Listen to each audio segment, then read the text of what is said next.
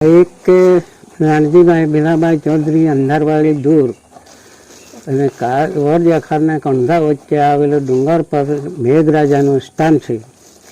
મેઘરાજાનું સ્થાન છે તે એટલો મહત્વ ગણે કે આના વગર ચાલે નહીં એમ, કે વરસાદ વગર ચાલે નહીં.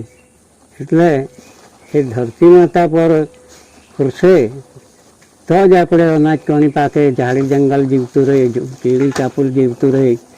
એવી રીતનો મહત્વનો દેવ ગણાય. આદિવાસી વિસ્તારમાં દેવ આવેલો છે. એ મેઘરાજા, ગાજવીજ, પવનદેવ, એવી રીતના કંચરી માતા, કંચરી હનુમાનજી, એવી રીતનું એને સ્થાન અહીંયા છે. એ બધા દેવોના 33 કોટી દેવા દેવતાઓ ગણે તો ચાલે એવું છે.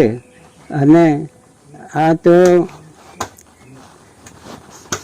33 કોટી દેવી દેવતાના જો એક કહાની છે, એ કહાની એક મેઘરાજા રીતે એ જોગબુડ એમ કહીને, જોગબુડ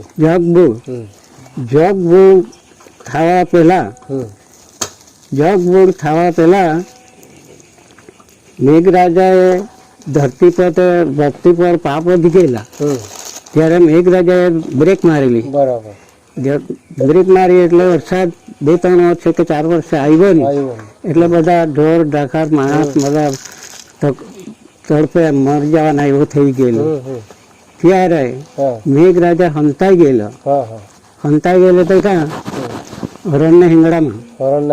હા, હંતાયેલો તે આ ખાડામાં. બરાબર. નીચેલા હા, અહીંયા ખાડો છે. તો તે હરણ ચરે તેટલું જ અહીંયા વરસાદ પડે. હરણ પૂરતું જ, બાકીના વિસ્તારમાં કઈ નહીં. હવે એમાં શું થયું, રાજુ પાંઠોને બાલવિંદા. બરોબર. રાજુ પાંઠોને બાલવિંદાના લોકો એ લોકોને શોધવા નીકળેલા. એને મેઘરાજાને શોધવા નીકળ્યા. એટલે હોતા અહીંયા આપણે દેવમુકરા નાઈટ રહ્યા. રાત્રે ત્યાં નાઈટ રહ્યા. એટલે સવારે વહેલા ઉઠીને આ લોકોએ રસોઈ બનાવીને આજે કામ હોય કારણ તો શોધવા નીકળવા તૈયારી કરી ને કઈ ખીચડી બીચડી પણ બાફીને ખાતા હોય તો તે ખાવા બેઠા એટલે લીલીમાં ખાવીને બેઠી. હા, ભાણામાં હાથ ગંદી એમ કે લીલીમાં બોલી, હાથ ગંદી તો હું તને નહીં ખાવા દે તો તમને મેઘરાજા મળે નહીં તને, આવી બોલી એમ કે. હવે એમાં શું થયું, ચાલ તું ખાઈ લે, પણ મેઘરાજા બતાવે. મેઘરાજા બતાવે એટલે તેનું પછી તે લોકોએ ખાઈ લીધું. પછી તે ના ખાવી અહીંયા લાવી તને રાજુ પાંઠાને બાલવિંદાને અહીંયા લાવી.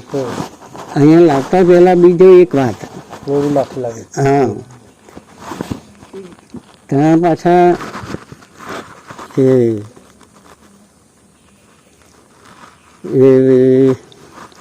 અહીંયા લાવી એટલે ટૂંકમાં પછી પેલી વાત કહી દેવા. એટલે અહીંયા લાવી એટલે અહીંયા હુવતેલું હતું હરણ. હા, ખોપડું હુવી ગયેલું. એટલે હુવી ગયેલું એટલે પેલા લોકો આવ્યા, માખી બોલેલી હતી, હું બેહવા ત્યાં તપાસ કરવાની તમારી. એટલે આવ્યા એ લોકો આવ્યા ને હરણના સુધી કાઢ્યું. તેના પર માખડી ત્યાં જ ગઈ કાની અને હરણના હિંગડા પર બેઠી. એટલે હરણના હિંગડા પેલા એટલે હરણના હિંગડો પેલા રાજુ પાંઠાને બાલાવિંદાને પકડી લીધો. એટલે હિંગડામાં જ પકડ્યો. એટલે પછી મેઘરાજા ઉપસ્થિત થઈ ગયો. એટલે પેલા તો ખીચવાયેલા કરી. એટલે બરાબર માર્યો મેઘરાજાને. એટલે ઘણો જ માર્યો. એટલે પછી તે ઉઠી જેમ તેમ દરિયા કાંઠે ગયો. કે દરિયા કાંઠે બેસીને નાચતો જાય ને કહેતો જાય કે મને તો હું માર્યો છે, પણ આખી જીપ બોલાવી દેવા એમ કે. એટલે એવામાં માછલી આમ પાણી છલકાતું હોય કે નહીં, એટલે મારે માટે કંઈ ખાવાનું આવ્યું એમ કરીને માછલી આવી ગઈ ત્યાં. એટલે તે બધી વાત સાંભળી લીધી માછલીએ વાત સાંભળી લીધી. એટલે પછી મેઘરાજા નાહીને નાહી ગયા. પછી બીજે દિવસ ત્રીજે દિવસે એમ પાછળ માછીમાર જાળ લાગતા ગયો. એટલે તે જ માછલી ભેરવાઈ ગઈ. હવે તે જ માછલી ભેરવાઈ એટલે એ બોલવા લાગી, એ મને નીકાળતો બહાર નીકાળતો પાણીમાંથી એમ. પેલો માસી કે મારે તો ખોરાક ને પોયરાને ખાવડાવવાનું, તે પકોડા આવે તો પકોડા વગર થોડા રહેવાનો એમ. નહીં, મારી વાત સાંભળજે એમ કે, મારી વાત સાંભળજે. હવે માછલી બોલી, મને કે તું મારી બહાર કાઢે મારી નાખે છે, તો મેઘરાજાને બહુ મારેલો છે ને, એ જોડબોડ કરવાનો છે, સાચવજો એમ.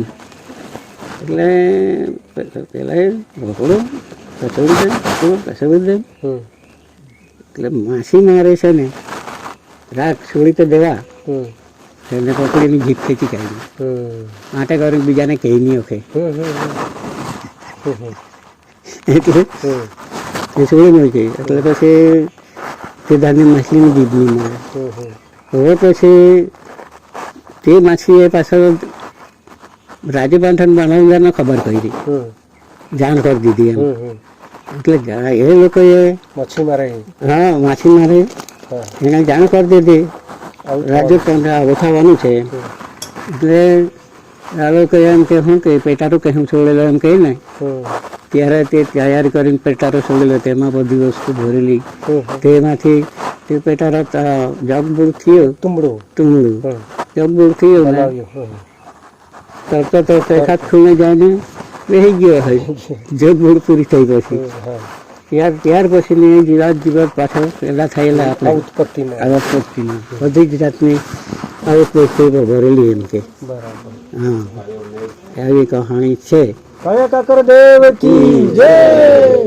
એમાં પાછા દેવ મુગરા માતાને મોહાયેલા લોકો રાજપાંઠન માલવી પ્રસાદ થઈ ગયું છે. મંડાળી કાઢી આરતી બાકી છે ને, પછી આરતી લઈને પ્રસાદ લઈને પછી પાણી ગ્રહણ કરજો.